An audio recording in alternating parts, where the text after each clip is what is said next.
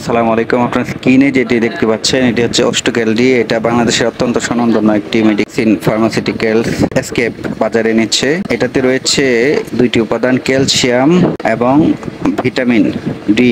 যদি আমাদের শরীরে ভিটামিন ডি এর এবং ক্যালসিয়ামের অভাবে কোনো রোগ হয় তাহলে ডাক্তাররা এটা দিয়ে থাকেন। বিশেষ করে আমি যদি আরেকটু বিশদভাবে বলি, এটা হচ্ছে অস্টিওপ্যারাসিস, অস্টিওম্যালেশিয়া, প্যারাথাইরয়েড, রিকেটস, ম্যালাসিয়া ইত্যাদি রোগে নির্দেশিত। এছাড়াও ভিটামিন ডি ও ক্যালসিয়ামের সাপ্লিমেন্ট হিসেবে এটি ব্যবহৃত হয়ে থাকে। দেখা যায় যে পুষ্টির পর্যাপ্ততা নিশ্চিত করতেও এটি ব্যবহৃত হয়। অনেক সময় দেখা যায় যে গর্ভাবস্থায় ও সন্তান প্রসবের পরে মায়েদের জন্য ডাক্তাররা এটা লিখে থাকে এবং খুবই উপকারী একটি মেডিসিন। বয়স্ক লোকে যাদের আপনার দেখা যায় শরীরের মাংসপেশিতে ব্যথা, হাড় ক্ষয় হয়ে গেছে বা বিভিন্ন জায়গায় ব্যথা রয়েছে, তাদের ক্ষেত্রে এটা খুবই গুরুত্বপূর্ণ ভূমিকা পালন করে। তাছাড়া দেখা যায় যে দাঁতের সুগঠনে এটি কার্যকরী ভূমিকা পালন করে থাকে। এছাড়াও হাড়ের ক্ষয়, হাড়ের দুর্বলতা সহ নানা ধরনের ক্যালসিয়াম এবং ভিটামিন ডির ঘাটতিজনিত সমস্যায় এটা ব্যবহৃত হয়ে থাকে।